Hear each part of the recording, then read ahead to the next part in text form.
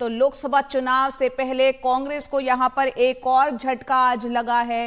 ये झटका उस वक्त लगा जब पार्टी के प्रवक्ता गौरव वल्लभ ने सभी पदों से अपना यहां पर इस्तीफा देकर बीजेपी का दामन थाम लिया है। तो एक और कांग्रेस का चेहरा बीजेपी में हुआ है शामिल। कल हमने देखा था कि बॉक्सर विजेंद्र सिंह बीजेपी में वो शामिल हुए और आज यहां पर गौरव वल्लभ जो कि एक बेहतरीन प्रवक्ता कांग्रेस के माने जाते थे, उन्होंने बीजेपी का दामन थाम लिया है। सोशल मीडिया प्लेटफॉर्म एक्स पर एक पोस्ट में इस्तीफे की चिट्ठी भी शेयर की। गौरव वल्लभ ने अपने पोस्ट में जो लिखा वो आपको हम बताते हैं। यहां कांग्रेस पार्टी को दिशाहीन होकर आगे वो बढ़ रही है, ये उन्होंने कहा है और कहा है कि मैं उसमें खुद को असहज महसूस कर रहा हूं, यानी खुद सहज इसमें मैं सहज महसूस नहीं कर पा रहा कांग्रेस के भीतर। कांग्रेस पर आरोप लगाते हुए उन्होंने कहा कि जिस तरह पार्टी सनातन का विरोध कर रही है और देश के वेल्थ क्रिएटर्स को गाली दे रही है, उससे वो क्षुब्ध हैं। गौरव वल्लभ ने 2019 के, आपको बता दें, झारखंड विधानसभा चुनाव जमशेदपुर पूर्वी सीट से लड़ा था, हालांकि वो हार गए थे। इसके अलावा 2023 में राजस्थान में जब विधानसभा चुनाव हुआ था, उदयपुर से उनको लड़ाया गया था, वहां भी वो हार गए थे और आज यहां पर बीजेपी में वो शामिल हो गए हैं। खुद को असहज महसूस कर रहे थे कांग्रेस में, ये उन्होंने ट्विटर पे लिखा है। गौरव वल्लभ का बयान भी सुन लेते हैं।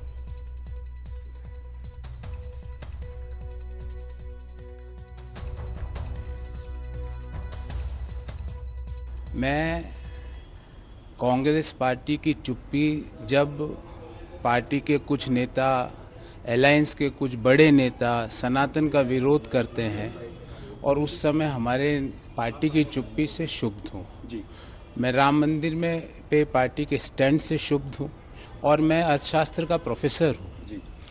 लिबरलाइजेशन, प्राइवेटाइजेशन, ग्लोबलाइजेशन जो डॉक्टर मनमोहन सिंह जी, पीवी नरसिम्हा राव साहब ने देश को दिया, आज पार्टी उसी चीज़ों का विरोध करती है।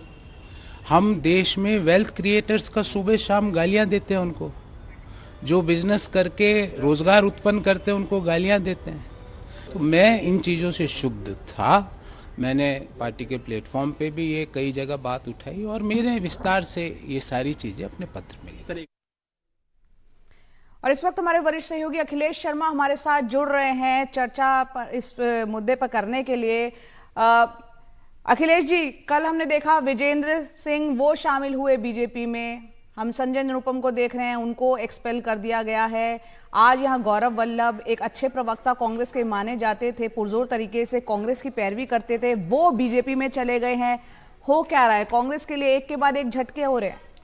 निश्चित तौर पर, और देखिए एक जो कॉमन बात है सारे इन इस्तीफों में, वो ये बात निकल करके आ रही है कि जिस तरह से कांग्रेस ने अयोध्या में राम मंदिर के जो प्राण प्रतिष्ठा कार्यक्रम हुआ था उसमें हिस्सा नहीं लिया था, उसको लेकर के नाराज़गी व्यक्त की जा रही है। वो चाहे रोहन गुप्ता हो, जिन्हें कांग्रेस ने गुजरात में लोकसभा का टिकट दिया था लेकिन उन्होंने चुनाव लड़ने से इनकार कर दिया, बाद में उन्होंने कांग्रेस पार्टी ही छोड़ दी। और अब गौरव वल्लभ का जो पत्र आया है सामने, उसमें भी उन्होंने यही बात कही है कि मैं सनातन के खिलाफ नारेबाजी नहीं कर सकता हूं। उन्होंने कहा कि जिस तरह से कांग्रेस ने ये फैसला किया कि प्राण प्रतिष्ठा कार्यक्रम में हिस्सा नहीं लिया जाएगा, इससे वो काफ़ी आहत हुए हैं और गली मोहल्लों में जाना भी उनके लिए मुश्किल होता है, क्योंकि वहाँ पर लोग ये कहते हैं कि ये जो व्यक्ति आ रहा है ये उस पार्टी का है जो कि भगवान राम का विरोध करती है। ये बात वो अपनी ओर से कह रहे हैं। दूसरी बात जो उन्होंने कही अपने इस्तीफे में, उन्होंने कहा कि वेल्थ क्रिएटर्स को सुबह शाम गाली भी नहीं बक सकता हूँ। जिस तरह से लगातार राहुल गांधी चुनिंदा तरीके से निशाना साध रहे हैं कुछ कॉरपोरेट घरानों को लेकर के, उसको लेकर के भी गौरव वल्लभ ने अपना विरोध जता दिया है। उन्होंने कहा कि मैं इस तरह से जो वेल्थ क्रिएटर्स है उनको सुबह शाम गाली नहीं बक सकता हूँ। तो ये निश्चित तौर पर कांग्रेस के लिए एक बड़ा झटका है इस लिहाज से, क्योंकि गौरव वल्लभ चाहे जनाधार वाले नेता ना हो, आपने बताया कि झारखंड में वो चुनाव लड़े थे, हार गए। पिछले जो साल विधानसभा चुनाव राजस्थान में उदयपुर से उनको खड़ा किया था, 32,000 वोट से वो बीजेपी से ही चुनाव हार गए थे। तो जनाधार वाले नेता नहीं है, लेकिन वो एक शार्प इंटेलेक्ट वाले व्यक्ति माने जाते हैं जिनकी आर्थिक मामलों पर खासी पकड़ है।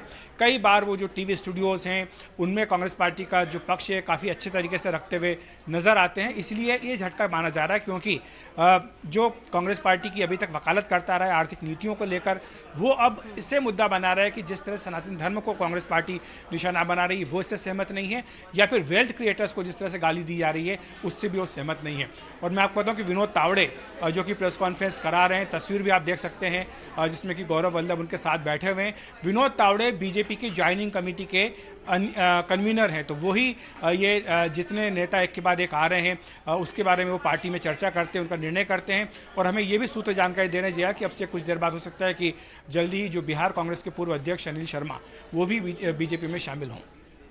जी, यहाँ पर अखिलेश जी, क्या अब क्योंकि गौरव वल्लभ बीजेपी में आ चुके हैं, हालांकि जनाधार वाले नेता नहीं हैं, झारखंड से भी चुनाव लड़ा था हारे थे, उदयपुर से चुनाव लड़ा था हारे थे, लेकिन चुनावी माहौल में उससे ठीक पहले अगर कोई नेता आहत हो रहा है, दूसरी पार्टी को ज्वाइन कर रहा है, तो क्या संभावना है उनको कहीं से चुनाव लड़ाया जाए? देखिए, अभी तो कई सीटें हैं जहां पर कि लोकसभा में चुनाव में उम्मीदवार की घोषणा होनी बाकी है, लेकिन इस बात की संभावना मुझे अभी कम लग रही। जो आप तस्वीर देख सकते हैं उसमें गौरव वल्लभ आपको बीजेपी मुख्यालय पर नजर आ रहे हैं, विनोद तावड़े के साथ वो बैठ करके प्रेस कॉन्फ्रेंस को संबोधित कर रहे हैं, पत्रकारों से बातचीत कर रहे हैं। तो चाहे विजेंदर जो कल बीजेपी में शामिल हुए बॉक्सर या फिर आज गौरव वल्लभ आए हों, इनको चुनाव लड़ने की संभावना तो मुझे फिलहाल कम लग रही है। हालांकि विजेंदर के बारे में यह कहा जा रहा है कि वो हरियाणा में क्या किसी सीट से खड़े हो सकते हैं। हालांकि बीजेपी ने सभी 10 लोकसभा सीटों के लिए अपने उम्मीदवार हरियाणा में घोषित कर दिए, लेकिन विजेंदर जरूर ये बात करके आए होंगे कि उन्हें उम्मीदवारी दी जाए। तो अगर ऐसा होता है तो क्या किसी का टिकट काट करके उन्हें कैंडिडेट बनाया जाएगा, ये प्रश्न हवा में तैर रहा है। लेकिन गौरव वल्लभ के बारे में इस बात की संभावना कम है। लेकिन जो स्टैंड उन्होंने लिया है ये बीजेपी को सूट करता है। बीजेपी बार बार ये कह रही है कि कांग्रेस पार्टी सनातन धर्म की विरोधी है, कांग्रेस पार्टी की सहयोगी है डीएमके, जो लगातार सनातन धर्म पर हमला करती आई है। और जिस तरह से गौरव वल्लभ ने सनातन को एक बड़ा मुद्दा बनाया, उसके बाद ये बीजेपी को सूट करेगा कि गौरव वल्लभ लगातार टीवी स्टूडियोज़ में या बाकी और जो मंच है, सार्वजनिक मंच, वहाँ पर कांग्रेस को इस बात को लेकर कटघरे में खड़ा करें।